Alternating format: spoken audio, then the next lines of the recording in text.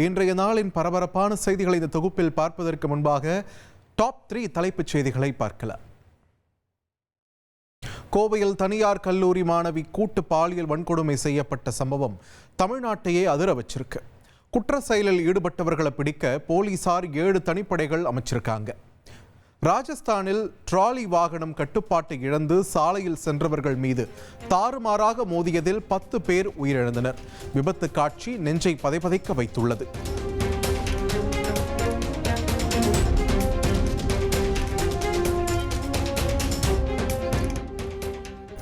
ஆடை வடிவமைப்பாளர் பார்வதி தன்னிடம் 32 லட்சம் ரூபாய் மோசடி செய்ததாக EVP ஃபிலிம் சிட்டி உரிமையாளர் சந்தோஷ் ரெட்டி புகார் அளித்துள்ள சம்பவம் பரபரப்பை ஏற்படுத்தியிருக்கு. ஆண் நண்பரோடு பேசிக் கொண்டிருந்த கல்லூரி மாணவியை கடத்திச் சென்று கூட்டு பாலியல் வன்கொடுமை செய்துள்ள சம்பவம் ஒட்டுமொத்த தமிழகத்தையும் அதிர்ச்சியில் உறைய வைத்திருக்கிறது. நடுநிசியில் நடந்துள்ள குலை நடுங்கச் செய்யும் இந்த சம்பவத்தின் பின்னணி என்ன?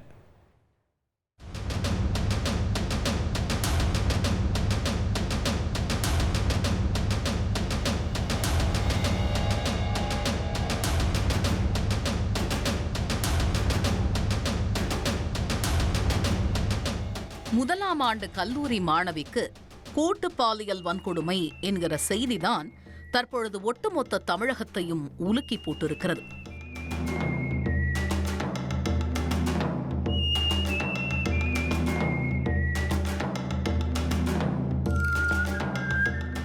ஆண் நண்பரை அரிவாளால் தாக்கிய காம மிருகங்கள் காருக்குள் இருந்த கல்லூரி மாணவியை கடத்திச் சென்று ஈவிரக்கம் என்று கூட்டு பாலியல் வன்கொடுமை செய்துள்ளனர். நடுநிசியில் கடத்திச் செல்லப்பட்ட மாணவியை காவல்துறையினர் தேடி வந்த நிலையில் அவர் விடியும் போது அரை நிர்வாண கோலத்தில் மீட்கப்பட்டிருக்கிறார். முழு குற்ற பின்னணியையும் அறிய விசாரணையை தொடங்கினோம். கோவை பீளமேடு விமான நிலையம் அருகே உள்ள பிருந்தாவனம் நகர். ஞாயிற்றுக்கிழமை இரவு 10 மணி அளவில் தனியார் கல்லூரியில் முதலாம் ஆண்டு படித்து வந்த கல்லூரி மாணவி ஒருவர் அவரின் ஆண் நண்பரோடு காரில் அமர்ந்து பேசிக் கொண்டிருந்துள்ளார். அப்போது அங்கு திடீரென வந்த 3 பேர் கொண்ட மர்ம கும்பல் காரில் இருந்த நண்பர்களை சுற்றி வளைத்து மாணவியிடம் தவறாக நடந்து கொள்ள முயற்சித்துள்ளனர். இதனை பார்த்து கொதித்து போன மாணவியின் ஆண் நண்பர் அந்த மர்ம கும்பலை கண்டித்ததாக தெரிகிறது. இதனால் மேலும் கோபமடைந்த காம மிருகங்கள் அவர்கள் மறைத்து வைத்திருந்த அரிவாளால் ஆண் நண்பரை வெட்டிவிட்டு காருக்குள் இருந்த கல்லூரி மாணவியை கடத்தி சென்றுள்ளனர். படுகாயமடைந்த ஆண் நண்பர் உடனடியாக காவல் நிலையத்திற்கு தகவல் கொடுத்துள்ளார். அதோடு அவரையும் சிகிச்சைக்காக கோவை அரசு மருத்துவமனையில் அனுமதித்துள்ளனர். கடத்திச் செல்லப்பட்ட மாணவிக்கு என்ன ஆனதோ என்கிற பதற்றத்தோடு போலீஸ் விசாரணை வேகமெடுத்திருக்கிறது. அப்பகுதியில் பொருத்தப்பட்டிருந்த CCTV கேமரா பதிவுகளை அலசி ஆராய்ந்துள்ளனர். இரவு வெகு நேரமாக மாணவியை தேடி வந்த நிலையில் பொழுது விடியும் போது அந்த கல்லூரி மாணவி ஒரு முட்புதருக்குள் அரை நிர்வாண கோலத்தில் கிடப்பதை பார்த்து அதிர்ந்து போயுள்ளனர். தற்பொழுது பாதிக்கப்பட்ட மாணவிக்கு தனியார் மருத்துவமனையில் தீவிர சிகிச்சை அளிக்கப்பட்டு வருகிறது. தகவல் அறிந்து மருத்துவமனைக்கு விரைந்து வந்த காவல்துறை உயரதிகாரிகள் மாணவியிடம் விசாரணை மேற்கொண்டு குற்றவாளிகள் தொடர்பான தகவல்களை சேகரித்துள்ளனர். நடந்த சம்பவம் தொடர்பாக வழக்கு பதிவு செய்துள்ள போலீசார் தலைமறைவாக உள்ள குற்றவாளிகளை பிடிப்பதற்கு 7 தனிப்படைகள் அமைத்து தீவிர விசாரணை மேற்கொண்டு வருகின்றனர். திரும்பும் துசை எங்கிலும் கல்லூரி சாலைகள் சூழ்ந்திருக்கும் கோவையில் முதலாம் ஆண்டு மாணவி கூட்டுப்பாலியல் வன்கொடுமை செய்யப்பட்டுள்ள சம்பவம் தமிழக அரசியல் களத்திலும் மிகப்பெரிய அதிர்வலைகளை ஏற்படுத்தியுள்ளது. தமிழகத்தில் பெண்களுக்கு பாதுகாப்பற்ற சூழல் இருப்பதாக எதிர்க்கட்சியினர் குற்றம் சாட்டியுள்ளனர். பெண்களுக்கு எதிரான குற்றங்கள் 60% பெண்களுக்கு எதிரான குற்றம். இதுவரையிலும் மே மாதம் 5ஆம் தேதி 25வது வருடம் மே மாதம் வரைக்கும் 18,200 பாலியல் பலாத்காரங்கள் இந்த ஆட்சியில் நடைபெற்றிருக்கு. இதற்கு பெயர் தான் திராவிட மாடல் ஆட்சி. கோயம்புத்தூர் 2017வது வருடம் இந்தியாவிலேயே பெண்களுக்கு பாதுகாப்பான நகரம் என்கின்ற இடத்தை வைத்திருந்த ஒரு கோவை இன்றைக்கு ஏதோ கிராமப்புறத்தில் அல்ல, யாரோ ஆள் அரவமற்ற பகுதியில் அல்ல, சர்வதேச விமான நிலையத்திற்கு அருகிலேயே இந்த மாதிரி ஒரு சம்பவம் நடந்திருப்பது அப்படிங்கிறது மிகப்பெரிய அதிர்ச்சிக்குரிய விஷயமா பார்க்குறோம். ஏனென்றால் கோவை தொழில் வாய்ப்புகள் அதிகமாக இருக்கக்கூடிய பகுதி மட்டுமல்ல, பல்வேறு மாநிலங்களை சார்ந்த பல்வேறு நகரங்களை சார்ந்தவர்கள் எல்லாம் கூட தங்கள் பெண் குழந்தைகளை படிப்பதற்கும் வேலை செய்வதற்கும் நம்பிக்கையாக பயமில்லாமல் அனுப்பி வைக்கக்கூடிய ஒரு கோவை மாவட்டத்தில் இந்த மாதிரி ஒரு சம்பவம் நடைபெற்றிருக்கிறது என்றால் எந்த அளவிற்கு இந்த பகுதியின் மீது அக்கறை இல்லாமல் திமுக அரசு செயல்பட்டு கொண்டிருக்கிறது என்பதற்கு இது ஒரு உதாரணம்.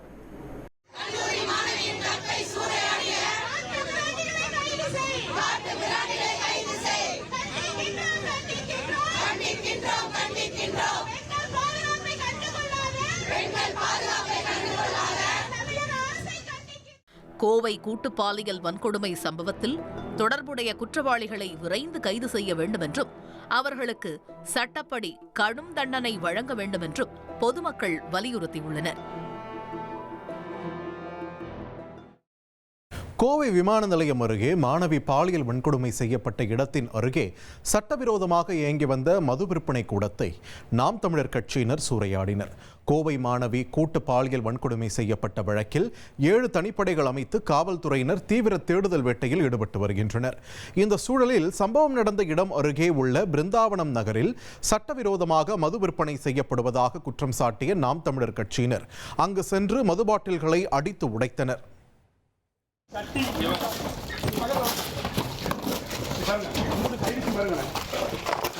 ஊருக்கா பைனாப்பிள் செல்லனி காலை போட்டு வெட்டி வச்சிருக்காங்கண்ணே. யார் கொடுக்காங்க அந்த காட்டுக்குள்ள? இது எதுக்கு கட் பண்ணி டம்ளர் ஊருக்கா கிடையவே கிடையாது. 10 பண்ணி ரொம்ப நாள் ஆகுது.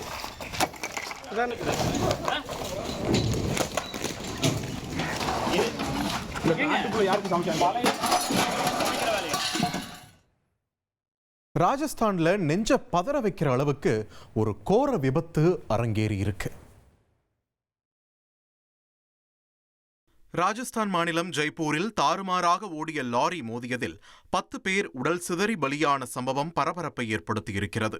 ஜெய்ப்பூரின் லோகமண்டி சாலையில் அதிவேகமாக வந்த லாரி ஓட்டுநரின் கட்டுப்பாட்டை இழந்து சாலையோரம் நடந்து சென்றவர்கள் மீது கொடூரமாக மோதியது. எதிர்த்திசையில் வந்த கார்கள் மற்றும் மோட்டார் சைக்கிள்கள் மீது மோதியும் சுமார் 5 கிலோமீட்டர் தூரத்திற்கு நிற்காமல் சென்றது. சாலை முழுக்க சிதறி கிடந்த உடல்கள் காண்போரை அதிர்ச்சியில் உறைய வைத்தன.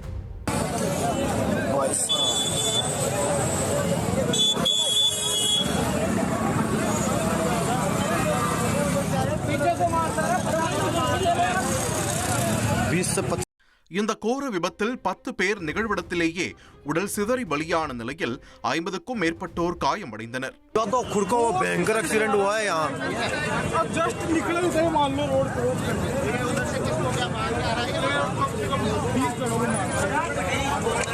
अपने 14 नंबर पे एक्सीडेंट अपने हॉस्पिटल के पास में. மது போதையில் இருந்ததாக கூறப்படும் லாரி ஓட்டுநர் கைது செய்யப்பட்டதை அடுத்து தொடர்ந்து விசாரணையானது நடைபெற்று வருகிறது. தாம்பரம் அடுத்த அகரம் தென் ஊராட்சி தலைவர் ஜெகதீஸ்வரன் பொதுமக்களை கடுமையாக பேசும் வீடியோ பரபரப்பை ஏற்படுத்தியுள்ளது. அடிப்படை வசதிகளை செய்து தர கேட்டால் ஆபாச வார்த்தைகளில் திட்டுவதாக மக்கள் வேதனை தெரிவித்துள்ளனர். சொல்லுங்க, என்ன கேட்டேன்? உனக்கு சொல்லிட்டேன், தேவையில்லாம பண்ணுகிறேன். சொல்லுங்கண்ணா, ரோடு எங்க ஊர் தலைவர் நீங்க தானே? எங்க ஊர் தலைவர் தானே? எங்க ஊர் தலைவர் தானே? நீங்க ரோடு போட மாட்டேன்னு இப்ப சொன்னீங்களா? அதை சொல்லுங்கண்ணா. இப்ப சொல்லுங்கண்ணா. இப்ப ஏன்னா வீடியோ ஆன் பண்ணோன்னு ஏன்னா இது பண்றீங்க? ஏன்னா சொல்லுங்கண்ணா, சொல்லுங்க சொல்லுங்கண்ணா. நீங்க தானே தலைவர்? ஆரம்பத்துல இருந்தா நம்ம ஆமா பேசினா இவரை வந்து எதனா ஒரு குத்தமா எதுக்கு வக்கீலடா? நீ ஆம்பளை தானே? நீ போடுற நான் வரலப்பா போடுற சொல்லிட்டு போடா முதல்ல போட நாங்க ஆம்பளை வக்கீல வேண்டா. நான் வக்கீல தாடா. நான் வக்கீல இருக்க நீ தான் கேட்க. நான் வக்கீல நீ ஆம்பளை போடுற நான் வரல ரோட நீ பண்ண படுத்து நான் போடுற அப்படியே என்ன பேசிட்டு இருப்பா போடு எங்க ஊருக்கு ரோடு போடுவீங்களா மாட்டீங்களா? வரும் எப்பண்ணா வரும்? எப்பண்ணா? ஒரு 5 நிமிஷத்துக்கு முன்னாடி ஒரு பேச்சு, இப்போ ஒரு பேச்சு பேசுறேன் தம்பி. ஆனா எத்தனை வாட்டி நான் கேட்கறது? எத்தனை வாட்டி கேட்கறது? தம்பி தம்பி தம்பி இத பாரு, நீ ஓவரா பேசுறீங்க தம்பி. என்ன இடம் சொல்லிட்டேன் நானே, வம்பு வச்சுக்காத.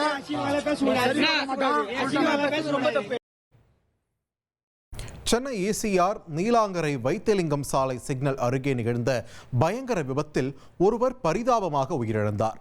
பைக்கில் பயணித்த நபர் மீது அதிவேகமாக வந்த சொகுசு கார் மோதியது. இந்த விபத்தில் பைக்கில் சென்றவர் தூக்கி வீசப்பட்டு சம்பவ இடத்திலேயே உயிரிழந்தார். போலீசார் உடனடியாக சம்பவ இடத்திற்கு விரைந்து வந்து விசாரணை மேற்கொண்டனர். விபத்தை ஏற்படுத்திய காரை ஓட்டி வந்த நபரை வாகன ஓட்டிகளும் பொதுமக்களும் தாக்க முயன்றனர்.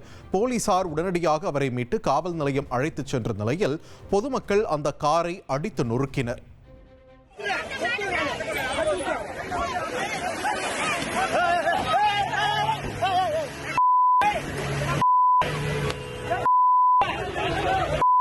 சார் இதெல்லாம் தப்பு சார். அவருக்கு பாருங்க இன்னாரு இவரு இறந்துருப்பாரு, இன்னாரே ஒரு இறந்துருப்பாரு. இங்க பாருங்க இவ்வளவு மக்களை வந்து போலீஸ் ஏத்திட்டு போறாரு. உத்தரப்பிரதேச மாநிலம் பிஜனூரில் சிக்கன் பிரச்சனையில் திருமண வீடு கலவர வீடாக மாறியது. மணமகன் வீட்டாருக்கு பொரித்த சிக்கன் குறைவாகவும் மணமகள் வீட்டாருக்கு அதிகமாகவும் வழங்கப்பட்டதாக கூறப்படுகிறது. இதனால் இரு தரப்பினரும் ஒருவரை ஒருவர் சரமாரியாக தாக்கிக் கொண்டதில் 15 பேர் காயமடைந்தனர். தகவல் அறிந்து வந்த போலீசார் இரு தரப்பினரையும் சமாதானம் செய்து திருமணத்தை நடத்தி வைத்தனர்.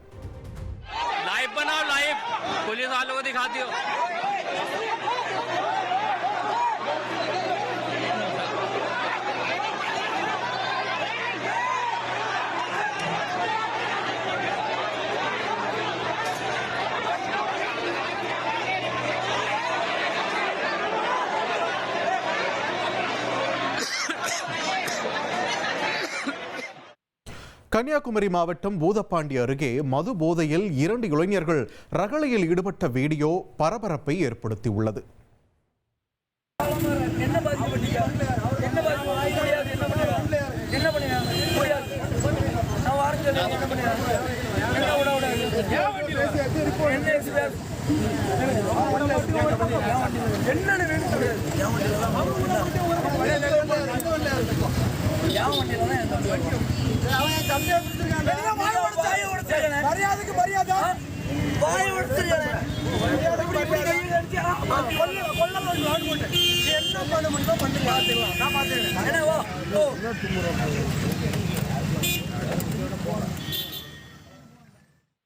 இரச்சகுளம் பகுதியில் இளைஞர்கள் இருசக்கர வாகனத்தில் சென்று கொண்டிருந்த போது டாரஸ் லாரி மோதுவது போல் சென்றதாக கூறப்படுகிறது. இதுகுறித்து பூதப்பாண்டி காவல் நிலையத்தில் இருவரும் புகார் அளித்த நிலையில் அவர்கள் மது போதையில் இருந்ததால் மருத்துவமனைக்கு செல்லுமாறு போலீசார் அறிவுறுத்தியுள்ளனர். ஆனால் இருவரும் மருத்துவமனைக்கு செல்லாமல் இரச்சகுளம் சாலை சந்திப்பில் நின்று திடீரென டாரஸ் லாரிகளை வழிமறித்து ரகளையில் ஈடுபட்டனர். தகவல் அறிந்து ரோந்து பணியில் இருந்த போலீசார் காவல் நிலையம் அழைத்தபோது, நாங்கள் இருசக்கர வாகனத்தில் தான் வருவோம், எங்கள் வண்டியின் முன்பும் பின்னாலும் வாருங்கள் என்று வாக்குவாதத்தில் ஈடுபட்டனர். இதனையடுத்து அங்கிருந்த மக்கள் ஒத்துழைப்புடன் இளைஞர்கள் அருண் மற்றும் செல்வம் ஆகியோரை போலீசார் அழைத்துச் சென்றனர். பெங்களூரு தெற்கு மாவட்டம் ராம்நகரா எம்ஜி ரோட்டில் இன்று விசித்திரமான சம்பவம் நிகழ்ந்துள்ளது. தண்ணீர் வரும் குழாயை திறந்தால் அதிலிருந்து புகை எழுந்ததை கண்ட மக்கள் அதிர்ச்சி அடைந்தனர். ஆரம்பத்தில் கேஸ் குழாயில் வாயு கசிந்ததாக நினைத்து அச்சத்துடன் வீடுகளில் இருந்து வெளியே ஓடினர். பின்னர் அதிகாரிகள் வந்து ஆய்வு நடத்திய போது அது நிலத்தடியில் புதைக்கப்பட்டிருந்த உயரழுத்த மின்கம்பிகளில் எரிந்து அந்த தீ பக்கத்தில் இருந்த குடிநீர் குழாயிலும் பரவி அதனால் புகை வந்துள்ளது என தெரிய வந்தது.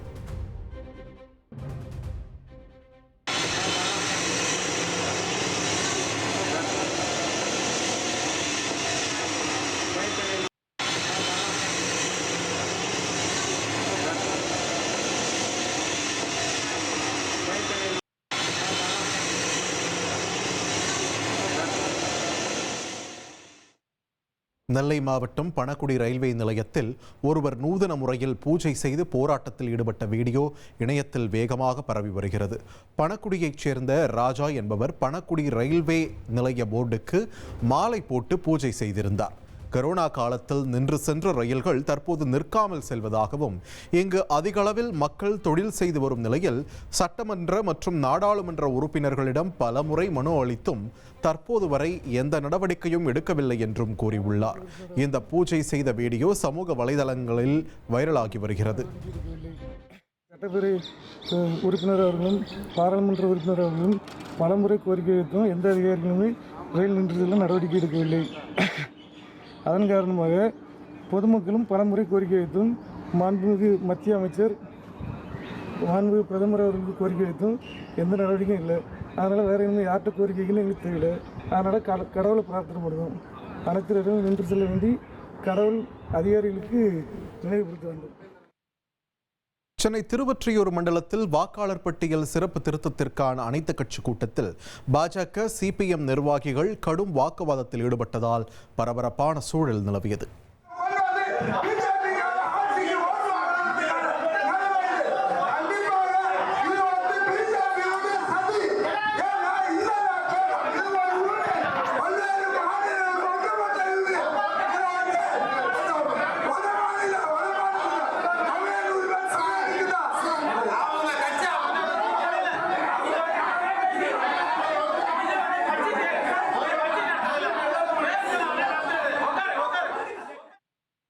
கர்நாடகாவின் மண்டியாவில் கட்டுப்பாட்டை இழந்த கார் ஒன்று காவிரி கால்வாயில் கவிழ்ந்ததில் அதன் ஓட்டுநர் நூலிழையில் உயிர் தப்பினார்.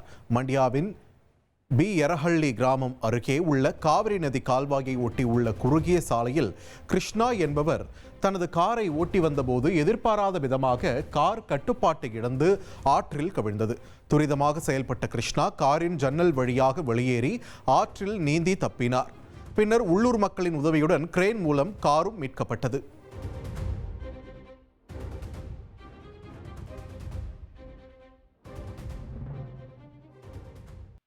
பெண் ஆடை வடிவமைப்பாளர் 32 லட்சம் ரூபாய் பணத்தை மோசடி செய்ததாக காவல் நிலையத்தில் பகீர் புகார் அளித்திருக்கிறார் பிரபல ஃபிலிம் சிட்டி ஓனர்.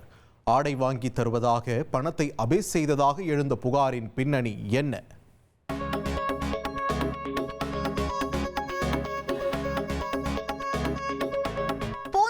அடுத்த நசரத்பேட்டை பகுதியில் செயல்பட்டு வருகிறது EVP ஃபிலிம் சிட்டி. பல முன்னணி ஹீரோக்களின் திரைப்பட படப்பிடிப்புகளும் பல்வேறு தனியார் தொலைக்காட்சி நிகழ்ச்சிகளும் இங்கு செட் போட்டு எடுக்கப்பட்டு வருகிறது. ஆனால் அவற்றில் எல்லாம் ஃபேமஸ் ஆகாத EVP பிக் பாஸ் நிகழ்ச்சி நடத்தப்பட்ட பிறகுதான் பட்டி தொட்டி எங்கும் பரிச்சயமானது.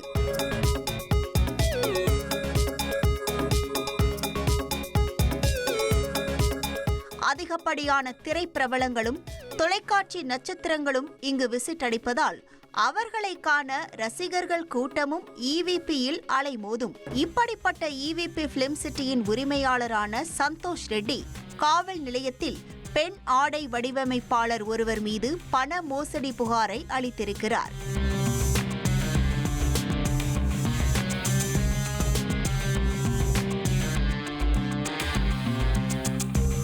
அதில் கடந்த 4 ஆண்டுகளுக்கு முன்னர் குரோம்பேட்டை பகுதியை சேர்ந்த பார்வதி மற்றும் அவரது கணவர் பார்த்திபன் ஆகியோர் தொழில் ரீதியாக சந்தோஷ் ரெட்டிக்கு அறிமுகமாகியுள்ளனர். அந்த பெண் தன்னை இன்ஸ்டா பிரபலம் என்றும் ஆடை வடிவமைப்பாளர் என்றும் அறிமுகம் செய்து கொண்டு சந்தோஷ் ரெட்டியிடம் நட்பாக பழகி வந்ததாக தெரிகிறது. தற்போது பார்வதி பெங்களூருவில் வசித்து வருகிறார். இந்த நிலையில் வீட்டு சுப நிகழ்ச்சிக்காக ஆடை மற்றும் வைர நகைகள் வாங்க வேண்டும் என சந்தோஷ் ரெட்டி பார்வதியை அணுகியுள்ளார்.